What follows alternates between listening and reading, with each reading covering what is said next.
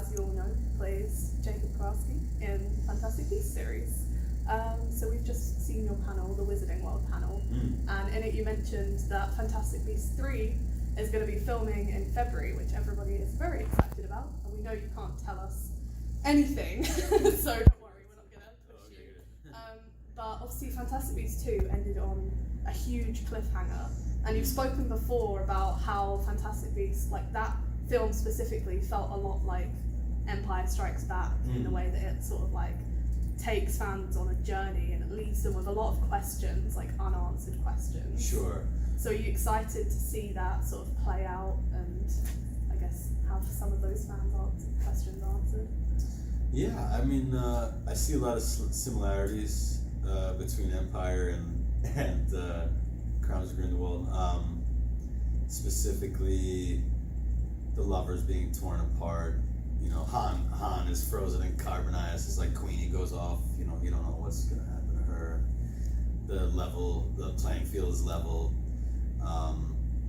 Yeah, I mean, it's a classic sequel where, of course, you have to put the heroes through the ringer, and so yeah, you find out some interesting new information about Credence at the end of the movie, and you're left wondering if Queenie's ever going to come back to the good side. And yeah, so then, does that even answer your question? Yes, yeah, but I mean, like, fans have a lot of questions as well, and we were talking about, you know, like in Star Wars when it first came out, everyone was like, sort of, they had a lot of questions about the twists in Empire Strikes Back, and they were like, where's this going? Because it was the second film in a series as well.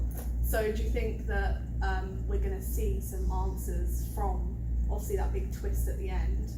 Do you think that fans are going to get? Or that people will come back and revisit it later after the series is completed, and they're going to love Crimes of Grindelwald in a way that they didn't originally? I mean, I have friends who did not enjoy Empire that Strikes Back originally, and then later, when the series as a whole fit together, it was their favorite. Right. You know, I mean, do you think that we're going to experience some of that with the Fantastic Beasts? Game? Yeah, it's crazy. Like Jo has a plan. Yeah, she's got a long game plan. She's always got a plan. Yeah, I think that people will definitely see the next few movies and glean a lot that perhaps they missed the first time around, and we'll go back and I don't know. We have 3 more movies to go. Yeah. So we have a lot of time there to get these characters back together. You know, I don't know how long they're gonna prolong that. Hopefully not too long. Yeah, I know. I'd like to see them get back together soon. Get the gang back together. Yeah. So you were just at New York Comic Con as well. Just yeah. So obviously being at Leakycon, how different is the comic community, would you say, to the Harry Potter or Wizarding World community, I should say? Oh my gosh. Well, I mean, this is very specific, and the fans Harry Potter fans are very lovely. Like even before, like the first cons I went to before the movie even came out, they were just like, welcome to the family, and you know, very inviting, and I was like, you don't even know if I'm gonna be good or not, which was really nice.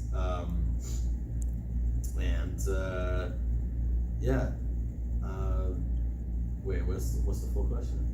How different is the comic community? So New York Comic Con, it's hectic. Yes. It's crazy. You know, it's a lot of security. It's like wall to wall people, and it's almost it's like too much, like in a lot of ways, because you can't really. It's like so much going on. You can't really connect with the fans. You know, it's just like whirlwind. And here is, you know, it's better. It's quieter. And you get to actually have a conversation. It's nice. Quickly taking us back to Jacob and the panel this morning. You've spoken in the past about relating to Jacob, his profession as a baker, and how your grandfather was a baker, and really kind of feeling that connection. I thought thought it was interesting when you spoke about before you were cast as Jacob and really feeling that desperation of needing that big, Yeah. right, I mean, you needed something to work out, right? You needed that miracle moment. And Jacob seems to be in that place too. You know, when he arrives at the bank and he's looking, he needs that loan, he needs that miracle moment in his own life. Did you, feel that, did you bring that connection? Absolutely. Absolutely. Yeah, there's so many similarities. Just Dan Fogler coming onto set and getting to play with all the wizards. It's a huge parallel to Jacob coming into the wizarding world, going down the rabbit hole and getting to, I'm as in awe of being part of it as Jacob is being part of it. And I think we feel like that comes through when we see you on screen, definitely. Yeah, I'm a fan. Yeah. Aren't we all? I agree. And The Walking Dead as well, you said you just finished shooting on the recent series of The Walking Dead. I can't even keep track of the minutes. Yeah, no, I'm still shooting. We're a couple more episodes left. 10th season. Yeah. Congratulations on making it through 9. Looked like a tough one. Yeah, The human mask and all that. Oh man. Kidnapping and all of that. And it looks like maybe a romance is possibly It seems like coming. romance, Maybe do you know about that yet, or maybe like you know? Can't tell us anything about that. It certainly looks like there's a romance happening. We'll see where it goes. And has it been interesting, or was there never anything that came up working with Samantha Morton, since she's a Fantastic Beasts alum? Was there any, kind of cool that you two are the only Wizarding World actors that cross over to The Walking Dead. Yeah. Did you ever wink at each other? Totally. I don't know. We're in both fandoms. Yeah, I think it's really cool. She's the bad guy at Fantastic Beasts, and she's the bad guy in this. But what's funny is, as freaky as she is and intense as she is when the camera's rolling, the yell cut, she's like the most boisterous, gregarious person, and just, got a great laugh. And we have a lot of fun on set, and it's great to have that kinship there. Do you think that you'll take anything from Luke to Jacob? So you've had this big Walking Dead break, and you've been Luke. Do you think you'll take anything of him as we move forward with Jacob? Yeah, I think that definitely when you see Jacob again, time and circumstances and the apocalypse, the depression. Yeah. There's a lot of parallels there. Yeah, there really is. And I think that when you see him again, he's going to be a little more worn down. It's fitting as well, I guess, that we're on the brink of a war in Fantastic Beasts, time-wise. So Right. That's going to be... And you're in the I was just making that connection. Whisperers War. Yeah. Interesting. Yeah. Jacob is getting ready for battle. So one final question, a bit lighter, get some festive spirits.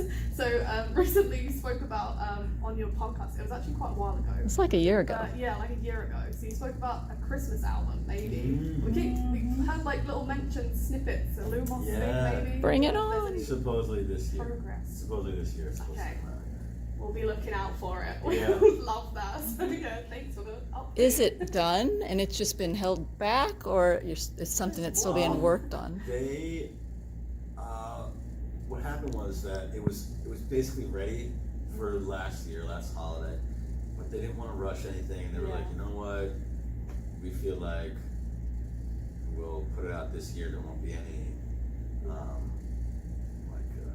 overshadowing of the movie coming out, or it'll just be like, you know what I'm saying? So, You may not be able to answer this, but is it something that has to do with Lumos? Is it like a charity? It's Okay. for Lumos, yeah. Okay. Very cool. Well, we are absolutely ready for that. And with that, I think we're all done. So thank you so Awesome. much.